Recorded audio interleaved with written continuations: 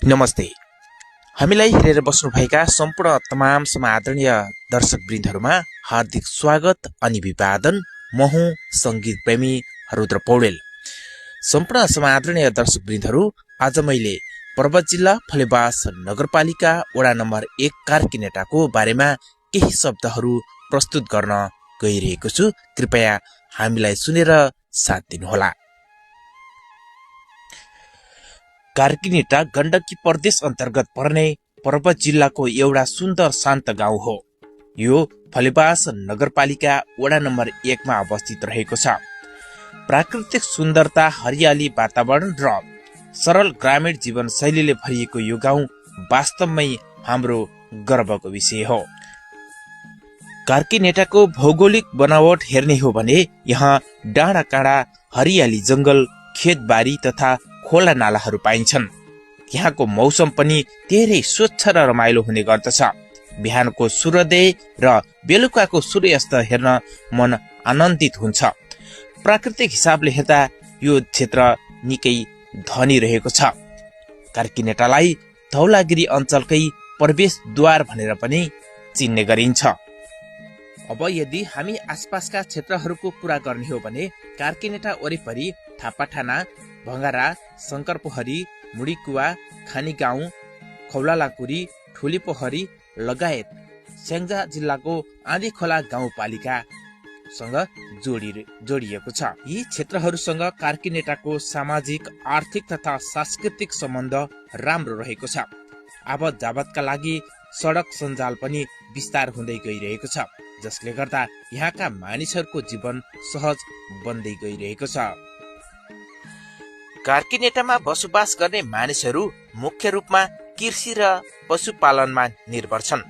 धान, मकै, गहुँ लगायतका अन्न उत्पादन हुने गर्दछन्। साथै धेरै युवा वैदेशिक रोजगारमा समेत गइरहेका छन्, जसले गाउँको आर्थिक अवस्थामा सहयोग पुर्याएको छ।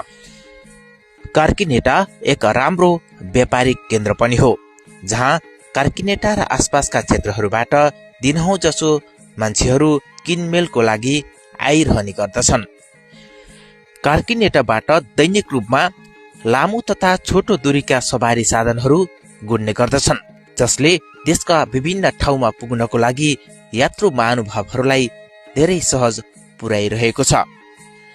कार्कीनेटाको शिरमा रहेको डहरे देउराली निकै चर्चित धार्मिक स्थल हो, जहाँ देशको विभिन्न ठाउँहरूबाट दर्शन गर्नको लागि दर्शनार्थीहरू आउने गर्दछन्। कार्कीनेटाबाट पैदल मार्ग पनि यो मन्दिरमा जान सकिन्छ भने सवारी साधन मार्फत पनि सहजै जान सकिन्छ।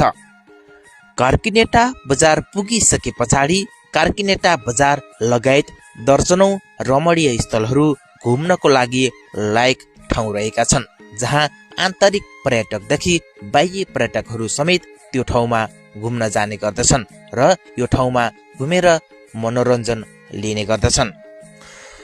शिक्षाको क्षेत्रमा पनि कार्कीनेटा अघि बढिरहेको छ।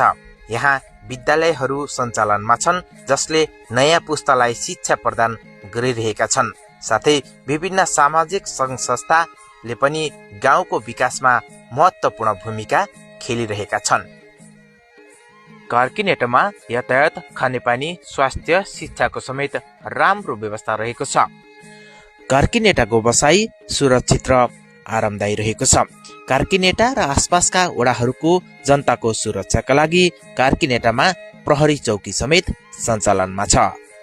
संस्कृति र परम्पराको हिसाबले पनि कार्कीनेटा निकै समृद्ध छ।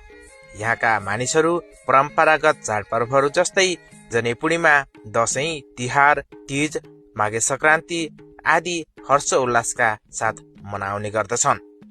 भजन, कीर्तन, लोकगीत, लाखेनाच, लोक संस्कृतिका कार्यक्रमहरू जस्तै यो गाउँका पहिचान हुन्। आपसी सहयोग र सद्भाव यहाँको मुख्य विशेषता हो। यातायातको कुरा गर्दा पहिलेको तुलनामा अहिले सडक पहुँच धेरै सुधारिएको छ। कच्ची तथा केही पक्की सडकहरूले कार्कीनेटालाई अन्य वडाहरूमा र बजारमा जोडेको छ, जसले गर्दा व्यापार, शिक्षा र स्वास्थ्य सेवामा पहुँच बढेको छ।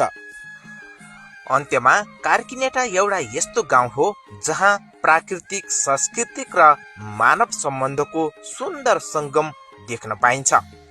कार्कीनेटामा विकासका सम्भावना अझ धेरै रहेका छन् र हामी सबै मिलेर प्रयास गर्ने हो भने यो गाउँलाई अझ उत्कृष्ट बनाउन सकिन्छ।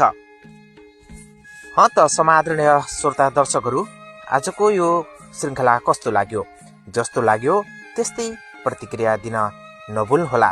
यो त मेरो आफू जन्मेको गाउँ र ठाउँलाई चिनाउने एउटा सानो प्रयास मात्र हो।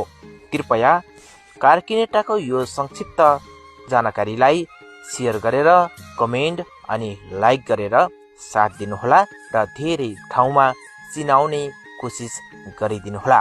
आजको यो श्रृङ्खलाबाट अर्को श्रृङ्खलासम्मको लागि म तपाईँको दुःख सुख हर पल अनि हर क्षणको सहयात्री सङ्गीत प्रेमी रुद्र पौडेल पनि बिदा हुने अनुमति चाहन्छु। नमस्ते, सबैको जय होस्।